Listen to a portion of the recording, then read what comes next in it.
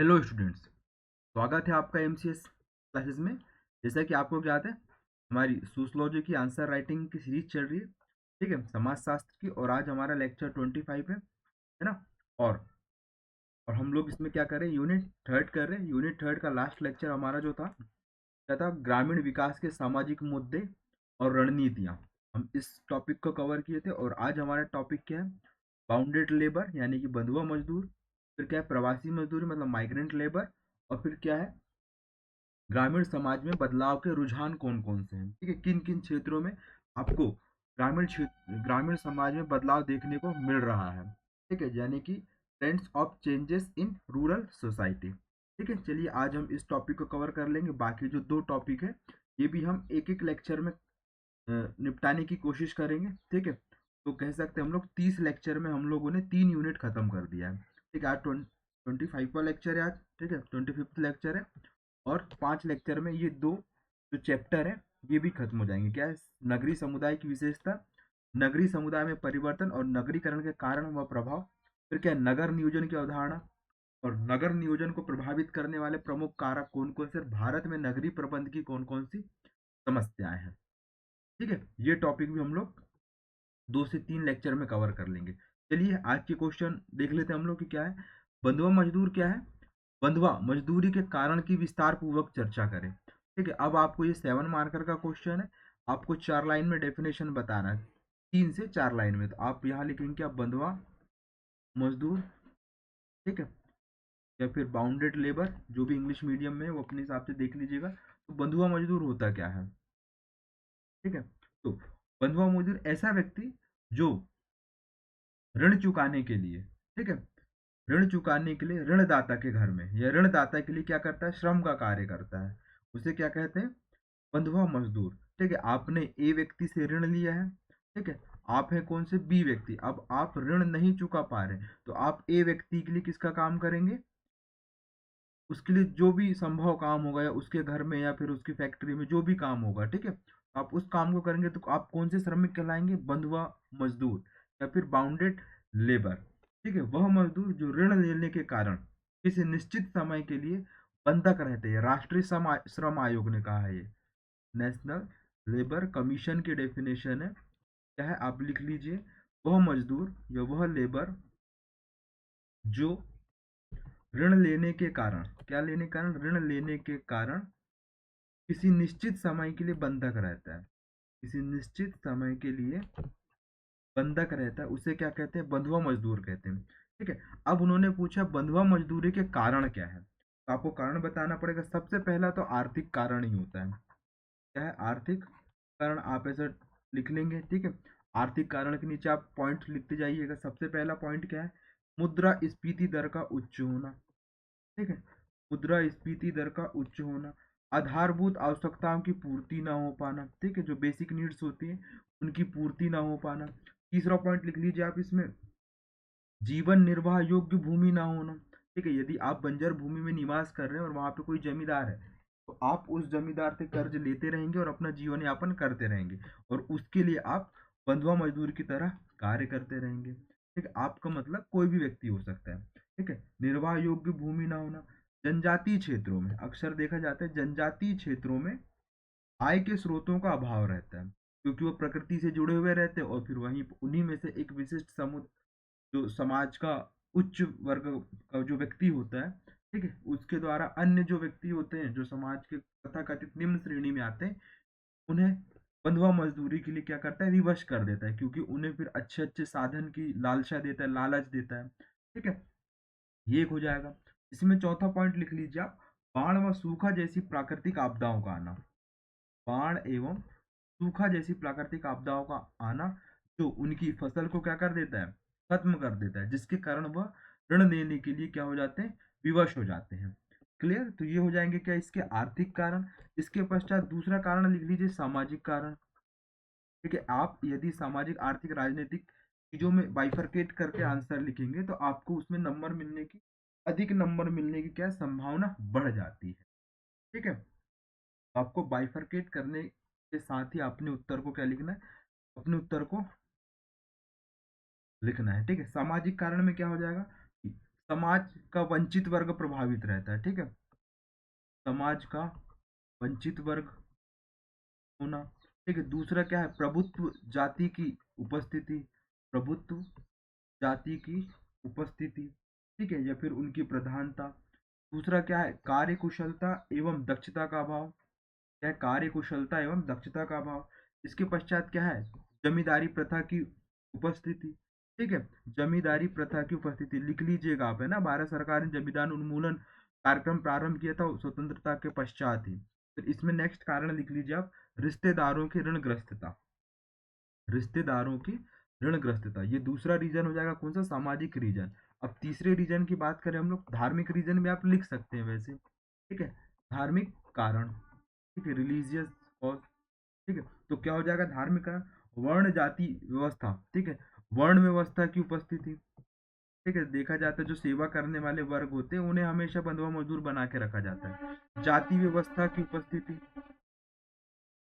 जाति व्यवस्था की प्रधानता, जिसके कारण निम्न जाति के लोग, तथा कथित निम्न जाति के लोगों को बंधुआ मजदूर बना लिया जाता है, ठीक है। इसके पश्चात आप लिख लीजिए भौगोलिक कारण, भौगोलिक कारण यही लिखेंगे आप कि आप ऐसे दूरगामी या दूरस्थ क्षेत्रों में निवास कर रहे हैं जहाँ पे आधारभूत सुविधाओं का विकास नहीं हो पाया है, ठीक है। जैसे कि हम पर्वत पठार लिख सकते हैं आप, बाढ़ सूखा वाले प्रभावित क्षेत्रों में, ठीक है। वैसे तो ये होता नहीं है रीजन, लेकिन आप फिर भी लिख लीजिएगा, ठीक है। इस प्रकार आप अपने उत्तर को लिखेंगे, ठीक है। और फिर बढ़िया सा कंक्लूजन लिखेंगे कि आप सरकार के द्वारा बंधुआ मजदूरी को समाप्त करने के लिए बंधुआ मजदूरी उन्मूलन अधिनियम 1976 को पारित किया गया है, ठीक है। और राष्ट्रीय श्रम आयोग के द्वारा समय समय पर एक गाइडलाइन जारी की जाती जिससे बंधुआ मजदूरी को क्या किया जा सके, समाप्त किया जा सके। क्लियर, ये हो गए एक उत्तर। अब नेक्स्ट क्वेश्चन में आते हैं हम लोग, बंधुआ मजदूरी क्या है। बंधुआ मजदूरी से निपटने के लिए सरकार के द्वारा किए गए प्रयास कौन से, तो आपको बताना पड़ेगा, ठीक है। आप यहाँ लिखेंगे बंधुआ मजदूरी की डेफिनेशन लिखेंगे, ठीक है। इसके बाद क्या डेफिनेशन है बंधुआ मजदूरी की, तो वह मजदूर जो ऋण लेने के कारण किसी निश्चित समय के लिए बंधक बना रहता है, क्या है, वह मजदूर जो ऋण लेने के कारण किसी निश्चित समय के लिए बंधक बना रहता है और जिससे ऋण लेता है उसके लिए वह कार्य करता है, वही क्या कहलाता है, बंधुआ मजदूर कहलाता है, बंधुआ, ठीक है। बंधुआ लिख लीजिएगा आप इसको, ठीक है। अब क्या है, सरकार के द्वारा निपटने के लिए क्या क्या प्रयास किए या फिर बंधुआ मजदूरी को खत्म करने के लिए कौन कौन से प्रयास किए गए। तो सबसे पहले देख लीजिए, आप यहाँ लिखेंगे ऐसा प्रयास, 10 मार्कर क्वेश्चन है। प्रयास में आप लिखेंगे सबसे पहले संवैधानिक प्रयास, ठीक है। संवैधानिक प्रयास के पश्चात आप लिखेंगे वैधानिक प्रयास, और वैधानिक प्रयास के पश्चात लिखेंगे आप योजनागत प्रयास, ठीक है। कौन से योजनागत प्रयास, तो संवैधानिक प्रयास में आप लिखेंगे सबसे पहले अनुच्छेद 19 का 1 का जी लिखेंगे आप, ठीक है।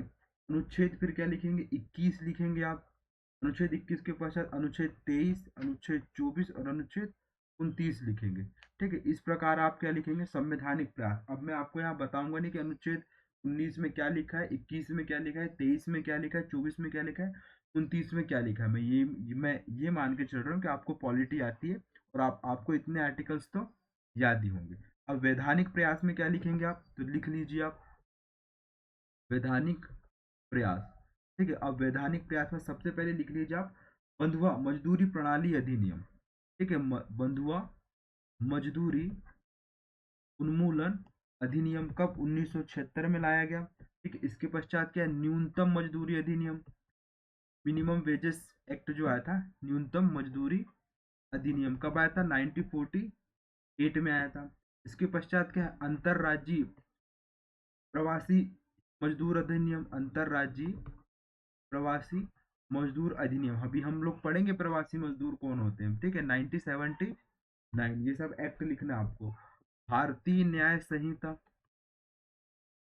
कब आई है, भारतीय न्याय संहिता बताइए, करंट का क्वेश्चन है 2023। इसके माध्यम से क्या किया गया, बंधुआ मजदूरी को उन्मूलित करने का प्रयास किया जा रहा है, ठीक है।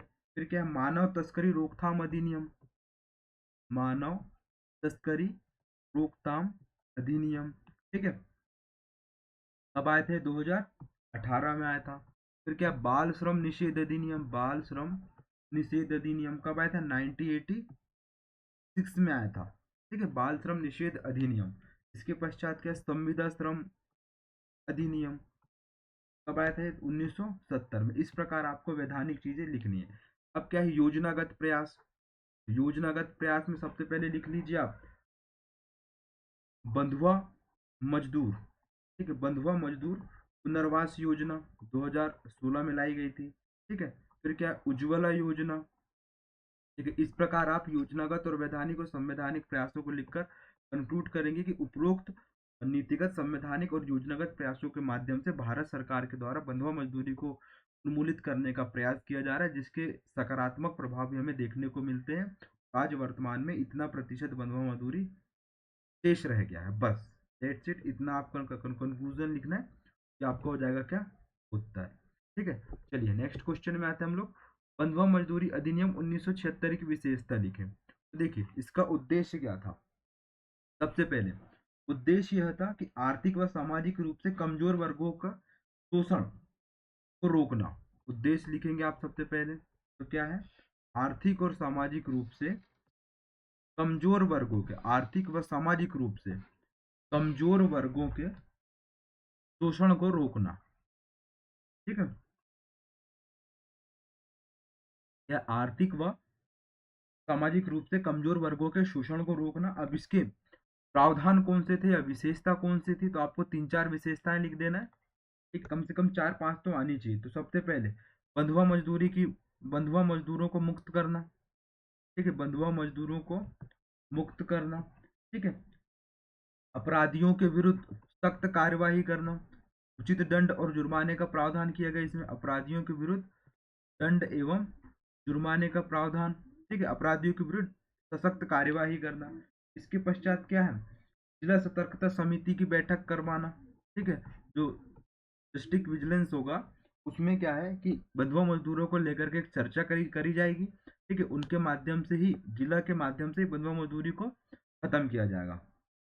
फिर क्या है, निर्धारित जो पंजिकाएं आती हैं, ठीक है, निर्धारित पंजिकाओं का रख रखाव करना। ठीक है, इतने सारे आपको क्या लिखने हैं, विशेषताएं लिखनी है। ठीक है, मैंने आपको 3-4 विशेषताएं बताई हैं, आप नेट में और सर्च कर लीजिएगा, बढ़िया सा आप क्या लिख लीजिएगा, कंक्लूजन लिख लीजिएगा। मुझे 4 या 5 पॉइंट ही याद है, तो आप देख लीजिएगा इसे। ठीक है ना। चलिए एक क्वेश्चन ये हो गया। नेक्स्ट क्वेश्चन में आते हैं हम लोग कि भारत में प्रवासी मजदूर क्या है, और भारत में प्रवासी मजदूरी के प्रमुख कारणों की आप चर्चा करें। ठीक है, तो देखिए प्रवासी मजदूर ऐसा व्यक्ति होता है, ठीक है, जो अपने निवास स्थान को छोड़कर दूसरे स्थान में काम पाने के लिए जाता है या फिर कार्य करने के लिए जाता है। तो आप लिखेंगे प्रवासी मजदूर। ठीक है, प्रवासी मजदूर ऐसा मजदूर जो अपने निवास स्थल को, सॉरी, अपने निवास स्थल को छोड़कर किसी दूसरे स्थान में रोजगार की तलाश में जाता है, उसे क्या कहा जाता है, प्रवासी मजदूर कहा जाता है। जैसे आपने देखा होगा महानगर क्षेत्रों में, ठीक है, महानगर क्षेत्रों में आसपास के लोग आकर के क्या रहने लगते हैं, और यहाँ पे फिर वो काम करने लगते हैं, उन्हें क्या कहा जाता है, प्रवासी मजदूर। यदि एक जिले से दूसरे जिले में हो रहा था, उसको अंतर जिला प्रवासी मजदूर कहा जाता है। एक डिस्ट्रिक्ट से दूसरे डिस्ट्रिक्ट में तो अंतरराज्यीय प्रवासी मजदूर, और एक देश से दूसरे देश में होता है तो उसे क्या बोलते हैं, अंतरराष्ट्रीय प्रवासी मजदूर। ठीक है, 2011 की जनगणना के अनुसार देश में कुल 65 मिलियन, ठीक है, 65 मिलियन प्रवासी मजदूर आपको देखने को मिलेंगे। कितने, 65 मिलियन। और 33% मजदूर जो है, कुल मजदूर का 33% जो लेबर होते हैं वो कौन से, माइग्रेंट लेबर है। लिख लीजिए आप, ये आईएमपी डेटा है ना, 65 मिलियन 2011 की जनगणना, और एनएसएसओ के आंकड़ों के अनुसार 65 मिलियन प्रवासी मजदूर है, और कुल मजदूरों का 33% मजदूर कैसे, प्रवासी है, मतलब कि माइग्रेंट लेबर है। ठीक है, और सर्वाधिक आपको माइग्रेंट लेबर कहाँ के मिलेंगे, 25% यूपी के मिलेंगे आपको। ठीक है, 14% बिहार में मिलेंगे, और 6% आपको कहाँ मिलेंगे, राजस्थान में। और मध्य प्रदेश में कितना परसेंट है, 5% है। ठीक, क्लियर, ये आपको डेटा याद रखना है। अब उन्होंने पूछा भारत में प्रवासी मजदूरी के कारण क्या क्या है, तो सिंपल से कारण है, तो आप लिखेंगे कारण बताएंगे आप। सबसे पहले क्या है, गरीबी और बेरोजगारी। देखिए हर उत्तर में आपको डेटा लिखना है। गरीबी और बेरोजगारी, तो हमारे यहाँ कितने प्रतिशत गरीबी है? 14.83%। लेटेस्ट नीति आयोग के बहुआयामी सूचकांक के डेटा के अनुसार बेरोजगारी वर्तमान में 8.3% चल रही है। ठीक है, ये पहला रीजन हो जाएगा। दूसरा रीजन आप लिख लीजिए, आर्थिक असमानता। देखा होगा आपने कि समाज के 80% संपत्ति में 16% लोगों का हक, मतलब 16% लोगों का उपस्थिति है। 80% संपत्ति देश की, उसमें 16% या 10% लोग हैं उसमें। ठीक है, जबकि 20% संपत्ति 80% या 90% लोगों के पास है। सोच रहे थे कितना बड़ा आय का अंतर है। ठीक है, क्या है? आर्थिक असमानता। तीसरा कारण लिख लीजिए आप इसमें, कृषि एवं ग्रामीण क्षेत्र का विकास ना हो पाना। कृषि एवं ग्रामीण क्षेत्र का विकास ना हो पाना, जिसके कारण लोग कहाँ चले जाते हैं? शहर की ओर मजदूरी करने निकल जाते हैं। ठीक है, और ग्रामीण क्षेत्रों में कौन कौन सी बेरोजगारी होती है? जैसा कि लास्ट लेक्चर में बताए थे हमने, प्रछन्न बेरोजगारी और मौसमी बेरोजगारी आपको देखने को मिलेगी। कहाँ पे? ग्रामीण क्षेत्रों में। ठीक है, फिर क्या है? चौथा क्या है? नगरीकरण और शहरीकरण दिनों दिन बढ़ते जा रहे हैं, जिसके कारण प्रवासी मजदूर अधिक क्या हो रहे हैं? आकर्षित होते हैं उधर। ठीक है, शहर की ओर। आपने सुना होगा ना, पुल फैक्टर और पुश फैक्टर काम करते प्रवास के लिए। ठीक है, लेकिन यहाँ हम श्रमिक की बात कर रहे हैं। ठीक है, पांचवा पॉइंट लिख लीजिए आप इसमें, अशिक्षा तथा कम मजदूरी। देखो, ग्रामीण क्षेत्रों में क्या होता है? लोग साक्षर नहीं हो पाते हैं, इस कारण उन्हें क्या नहीं मिल पाता? वहां पे कार्य नहीं मिल पाता है। ठीक है, और फिर क्या है? कम मजदूरी। यदि उन्हें काम मिला भी है तो उसके लिए उन्हें कम पैसे प्राप्त होते हैं, इस कारण वह शहर की ओर अग्रसर होते हैं। और उनके माइंड में कहीं ना कहीं ये रहता है कि हम शहर जाएंगे तो वहां पे अधिक पैसा मिलेगा काम के लिए। ठीक है, क्लियर? ये चीज हुई। ये होगा कि कौन से? 5 रीजन। इसके बाद छठवां रीजन लिख लीजिए आप, सामाजिक परिवर्तन। आपने देखा होगा दिनों दिन समाज में क्या है? परिवर्तन होते जा रहा है, जिसके कारण लोग संयुक्त परिवार से एकल परिवार की ओर अग्रसर हो रहे हैं, और समाज में उपभोक्तावादी संस्कृति का लगातार वृद्धि हो रही, उपभोक्तावादी व्यक्तिवादी संस्कृति का, जिसके कारण जिसके कारण लोग अधिक से अधिक आय सृजित करना चाहते हैं, या फिर आय कमाना चाहते हैं, पैसे कमाना चाहते हैं, जिससे उनका जीवन क्या हो सके? सुखमय हो सके। उसके पश्चात लिख लीजिए, वोट बैंक। ठीक है, वोट बैंक भी एक प्रमुख कारण है प्रवासी मजदूर का। ठीक है, इसके पश्चात नेक्स्ट रीजन लिख लीजिए आप, उद्योगों के पास काम के अवसर। ठीक है, और अधिकांश उद्योग कहाँ पर स्थापित किए जाते हैं? शहर के आसपास। तो जो गांव का व्यक्ति होता है वो शहर में आके बस जाता है, और उसे क्या कहा जाता है? प्रवासी मजदूर कहा जाता है।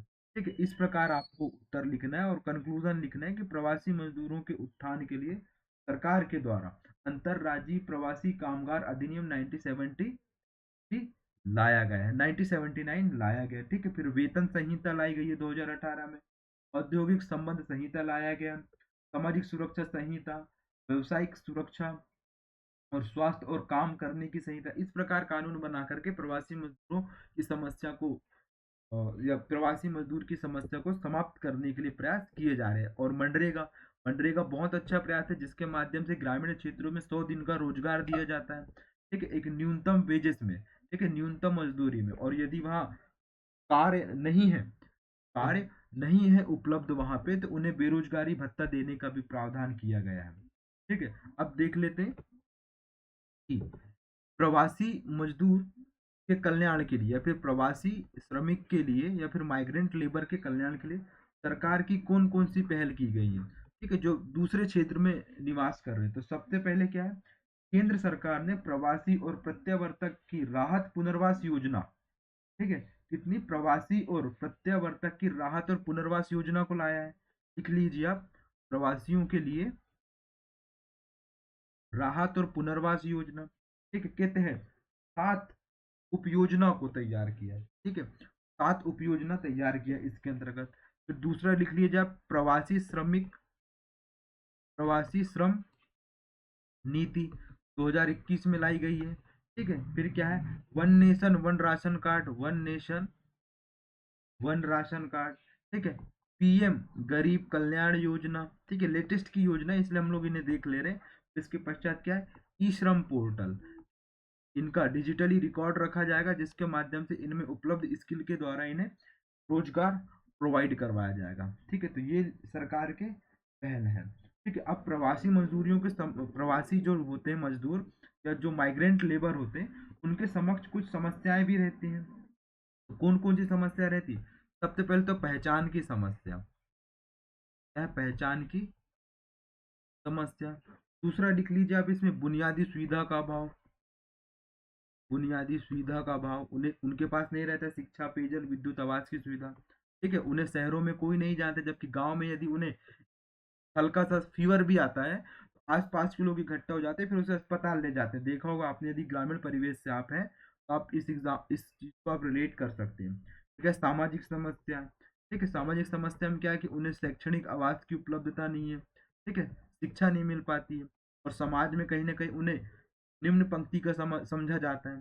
ठीक है, फिर क्या, शोषण में तनाव, यदि शहरी क्षेत्र में वह रह रहे हैं, फिर उनका जो शोषण है उनके जो ठेकेदार होते हैं उनके द्वारा किया जाता है, जिसका उनमें स्ट्रेस उत्पन्न होता है, और फिर आप अनैतिक घटनाएं सुनते ही हैं। फिर पांचवा समस्या क्या हो जाएगी, रोजगार की अस्थायी प्रकृति। अब वह शहर में भी आते हैं तो उन्हें रोजगार अस्थायी रूप से मिलता है, स्थायी रोजगार तो मिलता नहीं, क्योंकि एक मकान को बनने में 6 महीने या 1 साल लगता है, तो बस 1 1.5 साल का रोजगार है, तो इसके पश्चात वह बेरोजगार हो जाते हैं। इस प्रकार क्या है उनकी समस्याएं, किसकी? माइग्रेंट लेबर की। ठीक है, क्लियर। चलिए नेक्स्ट क्वेश्चन में आते हैं हम लोग कि ग्रामीण समाज में बदलाव के विभिन्न रुझानों का विस्तार पूर्वक वर्णन करें। तो बताना पड़ेगा कि देखिए, समाज क्या है, एक परिवर्तनशील व्यवस्था है। ठीक है, समाज हमेशा बदलता रहता है। ठीक, प्रत्येक समाज में चाहे अनचाहे परिवर्तन की प्रक्रिया चली रहती है। देखिए देखिए, समाज में कोई चाहे या ना चाहे परिवर्तन तो होता रहता है, ट्रेंड तो आते रहते हैं ना। अब जैसे मान लीजिए, अभी पहले जो भारतीय समाज था उसकी प्रकृति अलग थी, उसकी एक दो विशेषताओं की हम लोग बात करें कि आश्रम व्यवस्था थी। ठीक है, धीरे धीरे आश्रम व्यवस्था समाप्त हुई, फिर क्या थी, संयुक्त परिवार प्रणाली थी, अब वो धीरे धीरे एकल परिवार प्रणाली में कन्वर्ट होती जा रही है। मतलब पता ही नहीं चलता है कि किस प्रकार परिवर्तन हो रहे हैं। ठीक है, ठीक, तो ये समझ में आया। तो फिर हम इसकी डेफिनेशन क्या लिखेंगे? ग्रामीण सामाजिक परिवर्तन का अर्थ है कि सामाजिक संगठन, समाज की विभिन्न इकाई, सामाजिक संबंध, संस्थाओं इत्यादि में होने वाला परिवर्तन ही क्या है? ग्रामीण समाज में परिवर्तन है। ठीक है, ये आपको डेफिनेशन लिखना है। अब क्या लिखना है आपको? अब भारतीय ग्रामीण समाज के विभिन्न पहलुओं में कौन कौन से परिवर्तन हुए। तो सबसे पहला परिवर्तन लिख लीजिए अब, दार्शनिक व धार्मिक, दार्शनिक एवं धार्मिक पहलुओं में। ये भी देख परिवर्तन है ना, कि किस प्रकार धर्म में परिवर्तन हुए हैं। ठीक है, तो सबसे पहले क्या है, सामाजिक दृष्टिकोण में परिवर्तन हुआ है। इसमें किसमें? सामाजिक दृष्टिकोण में परिवर्तन। फिर क्या है, सामाजिक कुरीतियों में परिवर्तन हुआ है। ठीक है, सामाजिक कुरीतियों के प्रति नवीन चेतना आई है। जैसे कि आपने सुना होगा, सती प्रथा टोटली समाप्त हो गई है। ठीक है, पर्दा प्रथा आजकल आपको देखने को नहीं मिलेगी शहरी क्षेत्रों में खास तौर से। ठीक है, जोहर प्रथा जो थी वो भी खत्म हो गई है। इस प्रकार के जो सामाजिक कुरीतियां थी उनकी समाप्ति हुई है। ठीक है, इसके पश्चात लिख लीजिए, धार्मिक कर्म कांडों में कमी आई है। धार्मिक कर्म कांड है उसमें कमी आई है। ठीक है, इसके पश्चात लिख लीजिए आप, धर्मनिरपेक्षीकरण समाज हुआ है, धर्मनिरपेक्ष समाज की स्थापना हुई। फिर क्या है, मानवतावादी तथा समानतावादी मूल्यों का विकास हुआ। मानवतावादी एवं समानतावादी मूल्यों का विकास हुआ। तो आपको इसमें लिखना पड़ेगा, दार्शनिक एवं सामाजिक पहलुओं में परिवर्तन। ठीक है, 5 6 पॉइंट लिखने पड़ेंगे। दूसरा पॉइंट लिख लीजिए आप इसमें, सामाजिक संस्थाओं में परिवर्तन। ठीक है, सामाजिक संस्थाओं में परिवर्तन। तो इसमें क्या हुआ है, कि संपत्ति के अधिकारों में परिवर्तन है। संपत्ति के अधिकारों में परिवर्तन। अब क्या है, महिलाओं का भी समान अधिकार है, किसकी? पुरुष की संपत्ति पर या पिता की संपत्ति पर। फिर लिख लीजिए आप, परंपरागत व्यवसाय के महत्व में कमी। जो परंपरागत जो व्यवसाय चले आता था, मान लीजिए कोई एक एक्स श्रेणी का व्यक्ति है। ठीक है, अभी जैसे कि आपने सुना होगा प्रधानमंत्री विश्वकर्मा योजना। ठीक है, उसके अंतर्गत 18 श्रेणियां बताई गई थी ना। 18 श्रेणियों से किसी एक श्रेणी का व्यक्ति है, तो अब उसका व्यवसाय धीरे धीरे वो उस व्यवसाय को छोड़ करके किसी दूसरे व्यवसाय की ओर जा रहा है। ठीक है, सामाजिक संबंधों में परिवर्तन। आपने देखा होगा अपने आसपास के समाज में किस प्रकार संबंधों में परिवर्तन हो रहा है। ठीक है, आजकल पैर पड़ने वाली, जो हम लोग पैर लगते थे ना अपने बड़ों के, वो भी आपको धीरे धीरे समाप्त होते जा रहे हैं। इसके पश्चात लिख लीजिए, ठीक है, परिवार के आकार में कमी आई है। ठीक है, परिवार के आकार में कमी आई है कि पहले जो संयुक्त परिवार होता था 20-25 लोगों का, अब वो केवल 5 लोगों में सिमट के रह गया है, 4 लोगों में सिमट के रह गया। ठीक है, फिर क्या है, स्थिति लिख लीजिए, महिलाओं के स्थिति में परिवर्तन। महिलाएं पहले क्या थी, महिलाओं की स्थिति समाज में उतनी अधिक नहीं थी, पुरुषवादी समाज था, लेकिन आज का क्या समतावादी समाज हो चुका है, महिलाओं की भी समान भागीदारी होती है, तो उनकी स्थिति में भी परिवर्तन आया है, महिलाएं भी रोजगार के लिए जा सकती हैं। ठीक है, बहु विवाह पर निषेध हुआ है। ठीक है, ये सब सामाजिक परिवर्तन के क्या है, रुझान है ग्रामीण क्षेत्रों में। ठीक है, समगोत्र विवाह देखने को मिलते हैं आपको, अंतर जाति विवाह की प्रधानता हुई है, विधवा पुनर्विवाह देखने को मिलेंगे आपको, नातेदारी में परिवर्तन हुआ है। ठीक है, जजमानी प्रथा आजकल उतनी नहीं देखने को मिलेगी आपको। ठीक है, साहूकार और जो महाजन होते थे, ठीक है, साहूकार महाजन जैसी प्रथा भी क्या हो गई है, समाप्त हो गई है, या फिर उनकी समाप्ति हो चुकी है। ठीक है, जो आपको ऋण देने का कार्य करते थे। इस प्रकार क्या है, सामाजिक संस्थाओं में परिवर्तन हुआ है। तीसरा परिवर्तन लिख लीजिए आप, राजनीतिक संस्थाओं में परिवर्तन। ठीक है, राजनीतिक संस्थाओं में परिवर्तन, इसमें क्या है, आपको जाति पंचायत का महत्व कम होते गए। अब क्या है, संवैधानिक पंचायत आपको देखने को मिलेगी। ठीक है, जो खाप पंचायत है उनका महत्व क्षेत्र विशेष में रह गया, लेकिन बाकी अन्य क्षेत्रों में समाप्त हो गया। ठीक है, विकेंद्रीकृत प्रशासनिक संस्थाओं का विकास हुआ है, विकेंद्रीकृत प्रशासनिक संस्थाओं यानी कि डिसेंट्रलाइजेशन एडमिनिस्ट्रेशन सिस्टम की स्थापना हुई है। फिर लिख लीजिए आप इसमें, संवैधानिक पंचायत की स्थापना हुई है। ये क्या है, राजनीतिक संस्थाओं में परिवर्तन। चौथा लिख लीजिए इसमें आप, शिक्षा के क्षेत्र में परिवर्तन। शिक्षा के क्षेत्र में तो ग्रामीण साक्षरता रेट लगातार बढ़ते जा रही है। ठीक है, शिक्षा पर लगे प्रतिबंधों की समाप्ति हुई है कि अब समाज का प्रत्येक वर्ग शिक्षा ले सकता है। ठीक है, महिला शिक्षा में वृद्धि हुई है, महिला साक्षरता में वृद्धि हुई है। ठीक है, इस प्रकार शिक्षा क्षेत्र में आपको परिवर्तन देखने को मिलेंगे। ठीक है, ये हो गया क्या आपका बढ़िया सा उत्तर, 10 मार्कर का बढ़िया आपको निष्कर्ष लिखना है कि उपरोक्त जो सामाजिक परिवर्तन है समाज की प्रगतिशीलता की ओर अग्रसर करते हैं। जो जो परिवर्तन हुए हैं ये समाज की प्रगति को दर्शाते हैं, जिसके कारण प्रत्येक व्यक्ति के विकास के साथ साथ उसके आसपास के परिवेश और समाज में भी प्रगतिशील परिवर्तन दिखते हैं। ठीक है, ये आपका हो जाएगा कंक्लूजन। ठीक है student, thank you for watching MCS classes. और हाँ, हमारे सिनॉप्सिस आपको कहाँ मिलेंगे, हमारे Telegram channel MCS classes new content 2024, जिसकी लिंक कहाँ पर दी हुई है, हमारे डिस्क्रिप्शन बॉक्स में दी हुई है। Thank you for watching MCS classes.